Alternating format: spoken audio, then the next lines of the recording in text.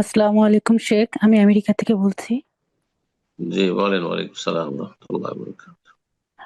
আল্লাহ আপনাকে দীর্ঘ হায়াতে, ঈমান এবং সুস্থতার আমিন সাথে। ইয়া রাব্বাল আলামিন। আল্লাহ আপনাদের ভালো রাখুন।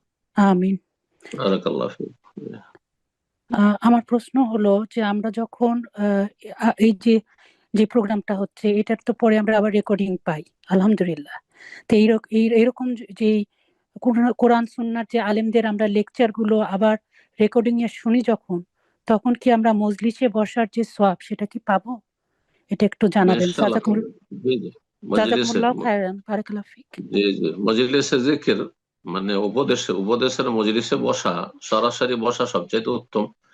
যদি সরাসরি বসা সম্ভব না হয় তাহলে অনলাইনে যারা ইউটিউব থেকে অথবা অন্য সোশ্যাল মিডিয়া থেকে অডিও ভিডিও থেকে শুনছেন সেটাও মজলিসে জিকির, মজলিসে জিকিরে শামিল। যদিও একাকী তিনি বসে আছেন সেখানে, আর আলোচনা তিনি শুনছেন তার সেট থেকে, ইনশাআল্লাহ সেই ফজিলত পাবেন। জি, বারাকাল্লাহু ফিক। আল্লাহ রাব্বুল আরো তৌফিক দান করুন।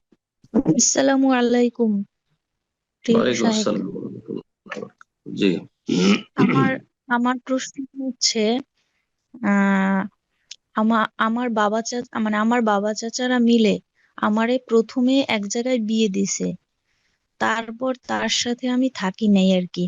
তারপর তার সাথে থাকি নাই। তারপরে সেই প্রথম বিয়ের 1 সপ্তাহ পরেই আমি আমার বয়ফ্রেন্ডের সাথে পালিয়ে এসেছি।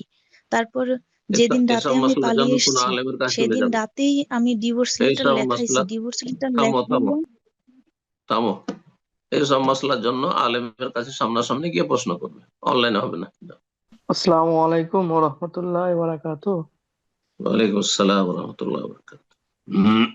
স্যার, আমার প্রশ্নটা হচ্ছে, প্রশ্ন আমি তার রোজ আগে রাতে, কোথা থেকে হ্যাঁ আমার বলেন, কোথা থেকে আমি বলছেন ভারত থেকে, মধ্যপ্রদেশ থেকে বলছি। বলেন। আমি আমি রোজ রাতে আয়াতুল কুরসি, সূরা বাকারা লাস্ট দুটো আয়াত, সূরা ইখলাস, ফালাক, নাস পড়তাম। তো কোনো কারণবশত আমার গোসল ফরজ হলে তো আমি এগুলো কি পড়তে পারবো? গোসল ফরজ করার আগে পড়ে নেবেন, যখন বিছানায় আসবেন তখন আগে পড়ে নেবেন, তারপরে গোসল ফরজ। কথা বোঝা গেছে? হ্যাঁ, আচ্ছা। না পাক হ্যাঁ, অবস্থায় তারপর কোরআনে তেলাওয়াত কেন করবেন?